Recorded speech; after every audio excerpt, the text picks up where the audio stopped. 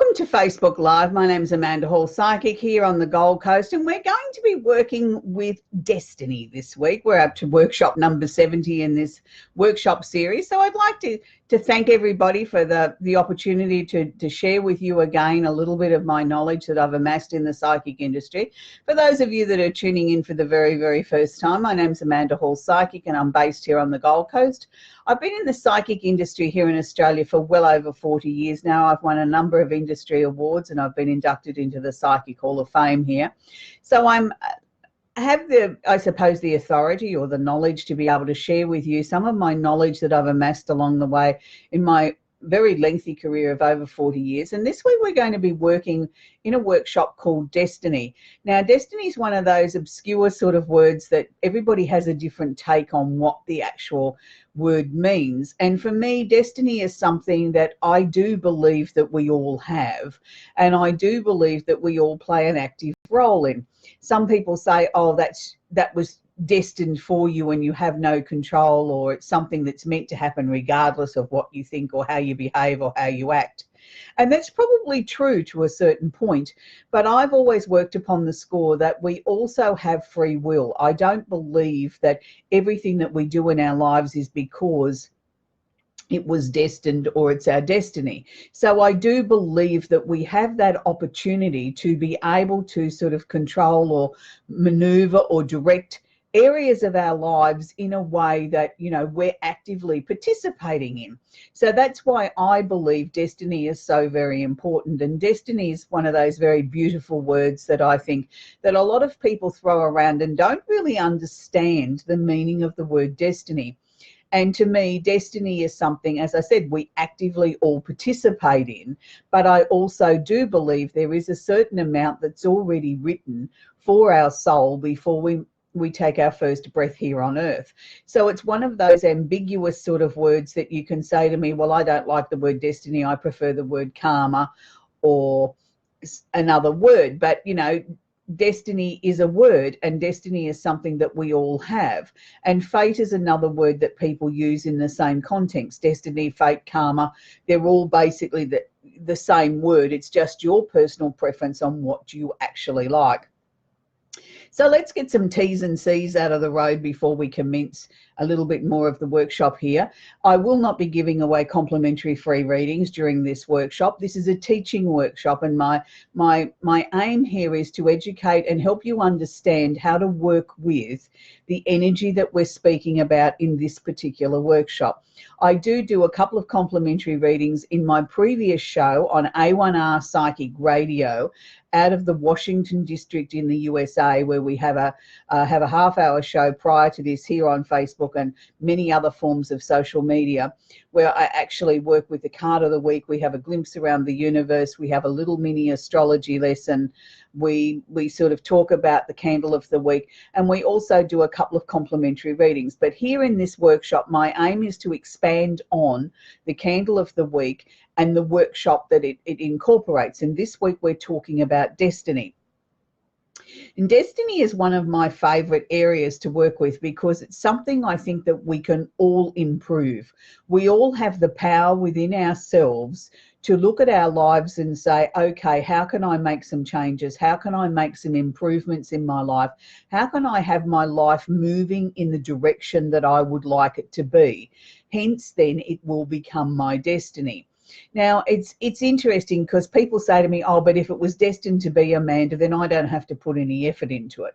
Well, get over yourself, because I truly believe that nothing happens in this life unless we actively participate, get up off the couch and stop feeling sorry for ourselves and start to put some decent effort into with a sprinkle of positivity and making things happen for ourselves. If you want to sit there and be the person that always thinks about your life being half full or the glass being half full instead of being half empty instead of being half full, then you're going to be the person that's always going to have a negative slant on your life. And for those of you that know me quite well, you'll know that I've often talked about, I'm sure there's people on this planet that enjoy being miserable. They never see anything positive or never have anything positive to really say about anything, and they enjoy trying to bring everybody else down to their miserable level. I'm not one of those people. I'm the exact opposite. I'm a supreme optimist. I love to be positive. I love to sort of always try and find something positive, even out of the most negative situation, because I always believe that there is better opportunities there for us. There's other ways to resolve or sort out an issue. There's other ways to move forward in a more positive direction. And this is why destiny has always been one of my favorite subjects to talk about, because I believe that we all have the power to change our own destiny. And sometimes by just something as simple as changing our thoughts, changing the words that we allow to come out of our mouth, that then become more powerful and become very powerful weapons. We have that power within ourselves. And it was very, very interesting when I was very early in my psychic career, and I started working with other people, and I started to take notice just in my everyday life when you'd go out and about and, you know, go attend to business or go to the shops or the supermarket or go and do your banking or whatever, listening to what people had to say and how they, you know, you'd say to somebody, hi, how are you today? And they'd say, oh, yes, I'm not having a very good day because of X, Y, Z, or I kicked my toe on the way to work and I knew it was going to be a mongrel of a day, or whatever the case may be. And I started to think, gee, you know, there's power in those words. What these people are allowing to come out of their mouth and the way that they're thinking and the way that they're feeling must be shaping their lives. And I started to take a little bit more notice of it, and started to take more notice of the people that I continued to sort of bump into or work with or have daily contact with or see once a week when I did my weekly shop or whatever, how their attitudes were. And those that were continually negative always seemed to have drama in their life, always seemed to have something that they had, as if they had a license to whinge, moan and complain. And yet you'd meet other people who you'd ask them how they were, and they'd put a smile on their face, but you could feel it. You could see it in their eyes that their life wasn't as positive or as exciting or as calm or going in a direction that they were happy with, but yet they weren't complaining. They were always sort of putting a positive spin on it, always looking for that next opening or opportunity or a way of it becoming better. And I started to sort of notice the difference. And, you know, yes, their lives mightn't have been perfect and their lives might never have turned around to being the way that they wanted them to. But you'd start to see improvements and how thankful they were when something good started to happen in their lives or their destiny started to change, and they'd all of a sudden light up. You know, they'd be like a Christmas tree. Their face would be less wrinkled or less stressed or whatever, and you could see the excitement and the anticipation in their eyes that things are getting better, that finally, you know, after working diligently and hard and having belief and actively participating in their lives, that their lives were starting to turn around. No, they mightn't have ended up being a multimillionaire or anything like that, but they were very grateful and very humble and very thankful for the positive changes or the change in direction in their life. And they felt that they were being rewarded for their positivity and their continued, you know, ability to try and see the glass being half full versus being half empty. And that's what really started me, I think, at a very early age, being aware of the power of our words and our thoughts to be able to shape our destiny. And it became sort of very obvious that I started to be consciously aware that if I said sort of something negative or something that wasn't positive, I would smack myself on the hand and say, don't say that again, because what you're doing is you're sending out there, this is what you expect to happen. So I started to try and consciously change that. And it was really interesting. After the end of the first week, I realized how very sore my hand was from my smacking my hand from all the negative or not so positive statements that I was making. And I started to become more and more aware of that. I did that for a good 6 months. And then, it got to the point where I was hardly smacking myself at all, that I realized I had consciously turned my attitude around and my direction in life, because I was seeing things in a more positive way and sending out more positive vibrations to the universe. I'm not saying I made my life perfect, and I'm not saying I've never had a disappointment or a tragedy or a time in my life where things were difficult and it was hard for me to get up out of bed and sort of put one foot in front of the other. I would be lying if I said that I'd never had that in my life. I've had plenty of things that have happened in my life that other people might not have even recovered from or found something positive or, eventually turned their lives around from. And I'm not here to sort of give you a blow-by-blow description of my life by any stretch of the imagination. But what I'm trying to share with you is we all have ups and downs in our lives. There isn't a person alive that's had a perfect life. No matter how much money they've got, no matter what their circumstances are, everybody's had down periods in their lives, and everybody's had times in their lives where they felt like giving up. That's part of being human, and it's part of the journey of being a human being here on earth. But it's how we deal with those times, and it's how we get ourselves back up out of the gutter or back up out of bed and say, okay, I'm going to get up and I'm going to put one foot in front of the other, and I'm going to consciously try and improve my life. Therefore, I'm going to consciously try and improve my destiny. So it's really important that it's the way we think, it's what we verbally speak about, and what we truly believe in.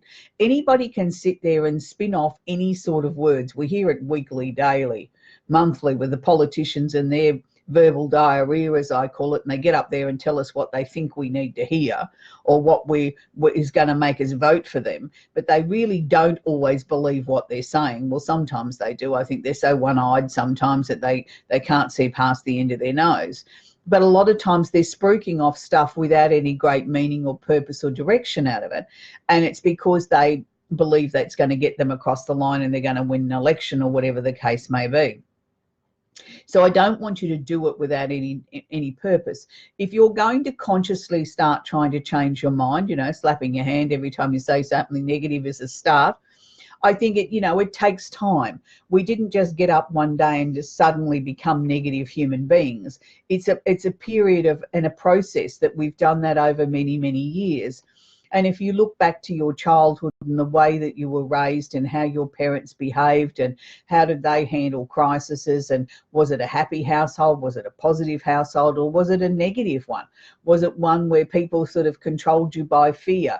Don't do that because you'll have this consequence. Well, yes, it's good that we all need to know that there's consequences in our life, but we also need to be encouraged that, we can be a better person, that, by trying, you don't always have to be the winner, but by trying and participating in life, you are a winner because you've given it your very best. You don't always have to be first. You don't always have to be on the winner's podium to be a winner. So that's what I want to try and educate you and teach you this week, is to start to try and find some positive things in your life. Things that you can start to control, things that you can start to try and shape and mold into the destiny that you want it to be. Not all of us are going to end up multimillionaires. Not all of us are going to be famous. Not all of us are going to always have a life that seems charmed and easy. But what we can do is try and make the most out of this life that we've got, that we can all try and change a little bit of our destiny. And I quite often work with people that say to me, oh, I wish I had better health. Well, yes, there's lots of people on the planet that have, debilitating health issues, things that, might not be considered something that they can cure or fix or get over. Some people, it may be terminal. For other people, it's they've got to make adjustments in their lifestyle. But the most important thing that we can do if we want better health is to sit down and look at, what are the things that I can control? What are the things that I can change? What are the things that I can implement? So again, I come back to destiny. What are the things that I can improve in my destiny of health? And that sometimes is just by making some small changes. If you know that you've got a debilitating health issue, then what can you do to try and improve that? Can that be improved by more positive thinking? by sort of being positive with yourself and sort of instead of focusing on the negatives, oh dear, I've got no mobility, I'm having trouble getting up out of a chair, or my legs won't work, or my arms won't work, or whatever. Try and reverse that into a positive. Wow, look at the progress that I made today. I was able to take 2 steps more than I did yesterday. And that, you know, that totals 10 steps more than I did a week ago. They're all positive things. Instead of sitting there saying, oh, woe is me, I can't move and I can't do this, I can't do that, we've turned it into a positive. There may be other things that you can do to improve your health. You know, is there ways that you can improve your diet or the food that you're putting into your body? Is there things there that can help enhance your progress? And a lot can be said by the power of positive thinking, of having a positive attitude can also help in lots of areas of health issues. Because if we try and keep positive and try and find, you know, something positive and happy each day, we're sending endorphins to our body that are telling us we're happy instead of being negative. So there's many, and it's the same sort of principle can be applied if you want to improve your finances. You know, not everybody's going to have that hugely richly paying job, but everybody can try and take a little bit more control and can be more responsible for what income that they've got coming in and how they actually distribute that or spend it. And I know it's hard if you've only got a limited amount of money coming in and your expenses are far more than what you've got actually coming in, then you've got to sit down and look at ways that you can start to budget your money so that you're distributing it the best way that you possibly can and trying to pay down debt as quickly as you can, so that then, you know, when if you've got 3 debts and you pay off one, then you take that money from that third one and distribute it between the 2 remaining debts and try and start to take control. But it's always about trying to be sort of positive. And I think this is why we have so much problem in the world with sort of drugs and alcohol and things like this, because people lose hope. People sort of see that there's no hope, and then all of a sudden we're looking for a way to numb that pain. And, you know, that becomes even more of a vicious cycle. 1, it's no good for our health, but 2, it's no good for our money in our pocket either, because we're spending more money on alcohol and drugs to try and numb the pain because we're in such crisis in our lives. So we're adding to that crisis, we're adding more fuel to the fire. So there's many different ways of looking at things.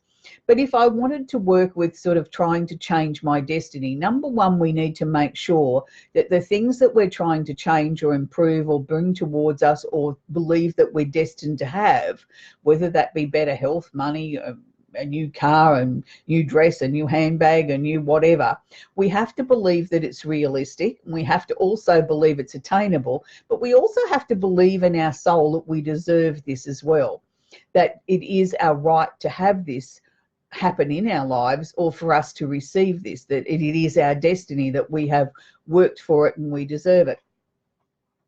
So normally when we work with a candle, I sort of try and teach you to work with, you know, writing out a list of attracting 3 things and releasing 3 things in your life. Well, this is one of the rare exceptions where we're not going to be releasing anything, because, you know, things that have come towards us that are our destiny, we're not necessarily looking to release. Yes, we might only keep them for a certain period of time, and all of a sudden then they're replaced by other new wants, needs, or wishes, or things that we believe we're destined to have.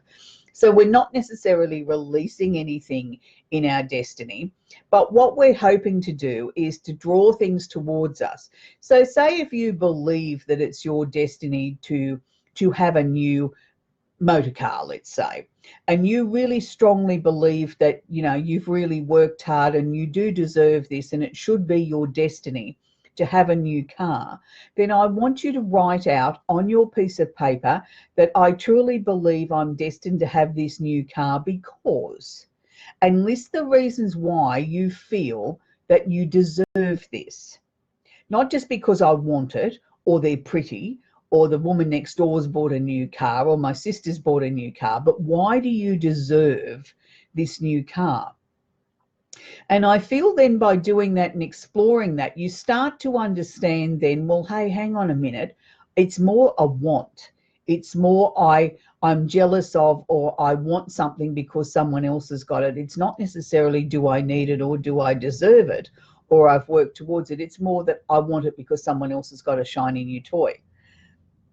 the spirits are tickling my nose today. But I think it's also about, understanding why we're looking to, or why we feel we need to be rewarded, or why it's our destiny to have a purchase of a new car, or whatever the case may be. And I think we need to look at then what we're actually doing to work towards making our destiny a reality, and the things that we think that are important to us. So if you want to write 3 things or 6 things or 2 things or 1 thing on a piece of paper that you believe is your destiny, and it doesn't always have to be a purchase of something. It could be that you believe it's your destiny to help more people find peace in the world. Then that's okay. You can put that down on your list too, and it can be something that you can be working towards. I quite often burn a destiny candle, and I don't necessarily write anything and put anything on a piece of paper.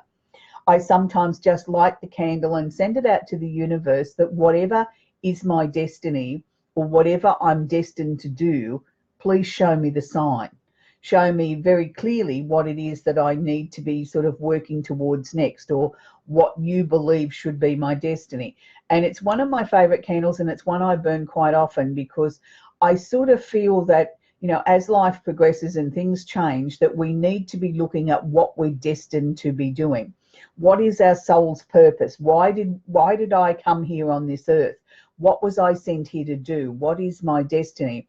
And for me, it's quite often been working in this area of work where I feel that I've been shown or guided or pulled, sometimes kicking and screaming, into a new direction that obviously is my destiny, that's where I'm meant to be. And I often sort of think that, had I sort of sat down in my late teens and looked at where I thought my life was going to go, I certainly wouldn't have thought I was going to go into the psychic realms, I can assure you. It wasn't something that I saw as being my destiny. What I saw as being my destiny was a completely different sort of thing. I worked in film and television in my early part of my career, and I always sort of believed I'd have a role in that somewhere along the lines, and not necessarily in front of the camera, but sort of working with those sort of creative people. So in a sense, I suppose I've still honoured that sort of, but I never thought it would be in a psychic way. And it was something that, I always envisaged that, I foresaw in my life that I'd probably only marry once and have a large family of children and lots of grandchildren and things like that. Well, my life turned out to be very different to that. And that was what I suppose I daydreamed that my destiny would be. And, my life turned out to be very different. So I don't even think that by daydreaming or fantasizing what we think our destiny is going to be, does it always end up being that way.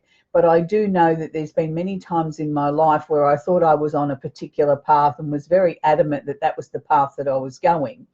And then destiny, fate, or karma, whichever word you want to use, or all 3, has stepped in and taken me on a completely different path to where I thought I was going. So I'm sure many of you can relate to that in your lives. So it's only been probably in the last few years I've learnt to go with the flow and allow my destiny to take me where I need to be, instead of sort of trying to manipulate it or mold it or direct it in a way that I think it should be. I've allowed it to show me. And that was a big thing for me, because I always like to have my life very organized and know exactly where I'm going. Even if I changed plans, it didn't matter, but I had a purpose. I had a path I was following, and to sort of surrender that was a very difficult thing. And I think it was sort of more working with making my own range of candles that I realized then we aren't in control, as much as I believed we weren't totally always in control. But to learn to be able to surrender was a hard thing for me, and to just work with and allow the energy to flow. So working with a candle, I like to light 1 wick one day, 1 wick the next day. So it's, it's entirely up to you. You can burn both sides at the same time if you like. You'll notice at the back of this candle, it's starting to shrink away a little bit. That's just, the way candles settle over time. And sometimes with the cooler weather, they tend to shrink away a little bit too, as well. So with our extra large candles, you get about a 60-hour burn time. For those people that don't want to work with an extra large candle, you can work with our gift box set. These little mini candles will burn for about 15 hours. You can pick any of the 28 candles we have in the range. You don't have to pick all of the Destiny candles, but that's just the one we're working with this week. And for those of you that don't want to work with a flame, but still want to work with the energy of the Destiny wax, can I suggest that you pick yourself up a melt warmer down at the local department store or supermarket, very inexpensive. You take 2 teaspoons of the soy wax, put it in your melt warmer, work with the same principles as we do with a candle. But the difference with this is you can leave this going all day and you don't need to babysit it. You don't need to be around it. Where with candles, I tend to sort of sit with the candle because it is a flame and it is a fire risk, and we need to be aware of that and always be mindful if you're working with a candle 15 minutes to 2 hours when you're setting your intent, purpose and direction. Please try and sit with it at all times, no matter how safe you think you have it. Don't put it under an open window, under a fan, near children, pets and dogs, and definitely nowhere near curtains. But I say, please sit with it. That way then you know that you're keeping an eye on your candle. Now, we've come to the end of the workshop, and I have something that I want to announce. And I know a lot of people are going to sort of say to me, oh, Amanda, I wish you hadn't said that. This is actually the final workshop I will be doing here on Facebook Live on a Wednesday morning, purely because it's workshop number 70. And I've been and talked about every single candle in my range of the 28. I've been around the zodiac. I've talked about every star sign. I've talked about every full moon combination. I've talked about every new moon combination. So I really believe that there isn't much more that I can teach you. It would be me going back and repeating myself and repeating information in a different way. So I've decided that this would be the last workshop I would be doing here on Facebook Live after my show out of A1R Psychic Radio in the USA. I'm still continuing on with that show because that's a weekly show and we have a different formula each week where I get to talk about different things, and I still believe that there's enough content there for me to do that. But with this, as far as the workshop series is concerned, I believe it's come to its own natural conclusion now. We've finished on candle, my favorite candle, Destiny, and we finished on workshop number 70. Look, I'm not saying that I may not come back and do the odd Facebook Live from time to time if I feel that there's something I'd like to share with you or something astrologically happening that I think everybody needs to know about. But most of that will be talked about on my other show on A1R Psychic Radio out of the US of A on a Tuesday afternoon at 5 o'clock, or here in Australia at 7 a.m. on a Wednesday morning. That I do a live. You can log on to the A1R Psychic Radio page and you'll find it there live.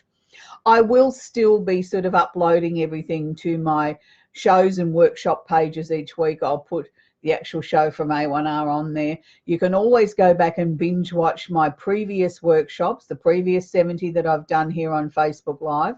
I'd like to take this opportunity to thank each and every one of you for tuning in each week and your love and your support. And please, for one final time, it would be nice for you to sort of drop me a little message and say hi, where you are, what part of the world you're in, how's the weather, how you've liked the workshop series. Was there anything that you felt that I didn't cover that we could have covered?